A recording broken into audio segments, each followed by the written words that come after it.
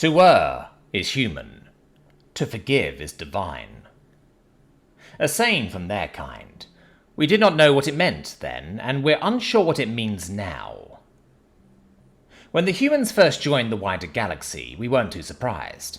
Their civilization was a new one by galactic standards, true, but it was hardly worth a mention in our eyes. Our oceans were always teeming with life, with all manner of creatures being discovered and lost all the time. The tufts upon their heads, reminiscent of the spines of the Bocteri which grow on their arms, were curiosities, but no stranger than our own scaled limbs and the fins upon our heads. They were a useful species, very good with machinery and food, and Nereus above did they love food, and were tentatively accepted into the Galactic Circle. One thing that we could say that was remarkable about them was how easily they made friends. When the Union of Humanity became an official ally of the Guangzhou fleet, we were taken aback. The two species could not have been more different, one being terrestrial and the other hailing from gas worlds, filled with floating cities, each with a completely different viewpoint on life and technology. Yet they somehow became, as the humans would call it, bosom buddies, and it didn't seem strange for a human and a Guangzhou to be seen together in the streets of the great capital. But we, Kithil, simply accepted it and moved on. We had little diplomatic ties with the Union of Humanity beyond basic courtesy, and did not bother each other. Would it have stayed that way, had events been different? Our species woke one solar to find that the skies were on fire. Flares of plasma and iron dotted the skies, as the shadows of box-shaped ships were seen through the purple clouds. Some of us recognized the Union ships, with their distinct, unappealing shape. But what were they doing here? And why were they shooting each other? We pondered and debated what to do as a message was beamed to the ships when a long capsular object fell onto our planet. It was as though Therios had taken his spear and struck the seas, a roar so fierce it rippled throughout the atmosphere. Our command centers received a deluge of distressing calls, coming from our cities, above and below the waters. We watched in horror as those same cities were swallowed by gaping fissures, smashed apart by tectonic seaquakes. A mass evacuation was called. Every ship, every fleet we had, was to spirit our kin away to the few colonies we had. Our ships were swift and many lives were saved, but tenfold were lost. That day is forever interred in our hearts, when our homeworld shattered. As we mourned and despaired, refugees in worlds not our own, the Circle inviting our remaining diplomats to testify. They appeared, appearing drunk and lost in a haze. No longer would we swim through the polyp gardens and green forests of our seas. The beaches and jungles of our island cities were nothing more than a memory now. When the human ambassador came to the Great Hall to explain, we were one step away from smashing his head across the wall. We learned that a human general had rebelled against the Union in some mad desire for conquest. He had taken several of their systems hostage in a bid to carve his own territory, but was forced out. The Union had chased him and his fleet across the Spiral Arm. He had built a weapon, a gravity collapser, they called it, and intended to use it on the Union fleet. Instead, we paid the price. We grew hateful as the Circle debated with alarm as to what to do. We yelled at the human, demanding vengeance. A world for a world, we called. Expulsion, even massacre of all humans in Circle space. We didn't care that some rebel was responsible. The humans fought him above our world. The human remained impassive as everyone in the Circle chamber made their accusations and demands. But when his eyes landed on us, he slumped and bowed his head. When he raised it again, we saw water trickling down his eyes. That day, we learned what weeping was. Every species has its own way of expressing grief. Our scales rattle in place when we experience loss. The Boctet curl in on themselves while extending their spines. And the humans? They wept.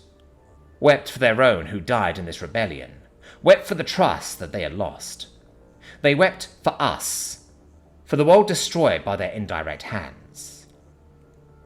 The Union agreed to a full investigation, gifting the Circle any records they wished to be examined. Limits on trade, population and business expansions were enacted, that they made sure not to lose too much. And as for us, the leaders of the Union personally spoke to us. Through the hollow, they all appeared to weep. And when we finished laying our rage, hatred and despair upon them, one of them spoke, her voice hoarse and rough. "We're sorry. We're so sorry. You don't think we mean it, but we do. You might never forgive us, and we understand. Believe us, we understand what it's like to speak to an enemy who offers help, and you consider us enemies. But we will do whatever it takes to help you, no matter the cost." And they made offers. Food and medical aid free of charge to every one of our remaining people. Human engineers and workers from every corner of the galaxy to build infrastructure for new homes and whatever else we wanted. Military alliances to ensure no one in the Circle could take advantage of our pathetic state. Financial gifts to each Kithil, adults and children alike, to support them for life. We refused at first. Blood money, our people called it. Nothing could ever bring back our homeworld and the Kithil who dwelt there, and we would rather journey into a black hole than accept help from any human ever again. They solemnly nodded, once again saying they understood. And before we cut the hollow, the human female said, "Our door is always open. If you need us, we will come." It wasn't long before greedy eyes started looking our way. Subtle threats, whispers and demands were made by all sorts to squeeze us dry of whatever we had left. We tried to fend them off, but it all came to a head when a Boktet warlord came to our main colony with a fleet of destroyers. He demanded our subservience, or else he would bomb our remaining cities to the ground. Evacuation was not possible, and our military was a shadow of its former glory. But we would not surrender. We would not lose any more. So we fought. Cities were bombed, ships were shot down, and landing parties raided the planet. Then, as it was on that day, box-shaped ships appeared in the skies. For a moment, we trembled. Contrary to our fears, they assaulted the Boktet instead. The enemy fleet was routed back into space, and the raiders were killed by human marines. More of their ships came, filled with doctors, food, and builders. They arrived, despite our protests, and worked with a frenzy, healing, feeding, and building back our cities until it was as though they were never destroyed. We did not take kindly at first. We spat, we yelled, we attacked them, telling them to leave us be. Haven't they done enough? They all took it without a single complaint, nor a hint of retaliation. The only thing we saw was sorrow and tears. When we demanded compensation from the Boktet, the human ambassador stood by our side. Within one meeting, reparations were given, and the warlord was executed. Yet even as the human tried to speak with our leaders, they left without a word. Still, he looked on with sorrow. Still, the attack had left its mark. We needed help, but damn us if we ever went to the humans for it. Then we received strange gifts. Food, credits, rare materials, all dropped at our proverbial doorsteps with no hint as to the sender. Some of us knew but didn't wish to admit it. Nonetheless, we needed it. So we used it to carve out a new life, to rebuild what we could.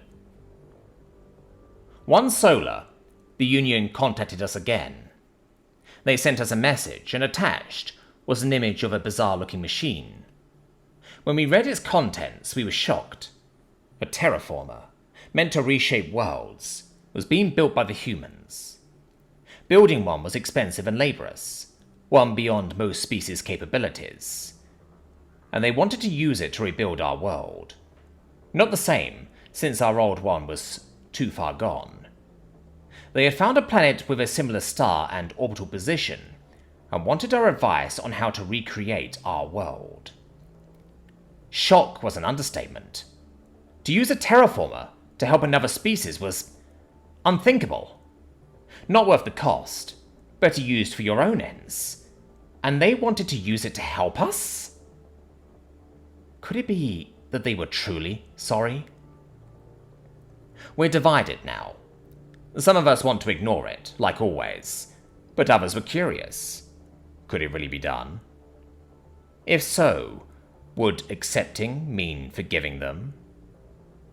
As we debated, one of us mentioned that quote. To err is human, to forgive is divine. The humans have erred most grievously. But can we forgive them? Can we find it in our hearts to find that divine forgiveness and extend it to them?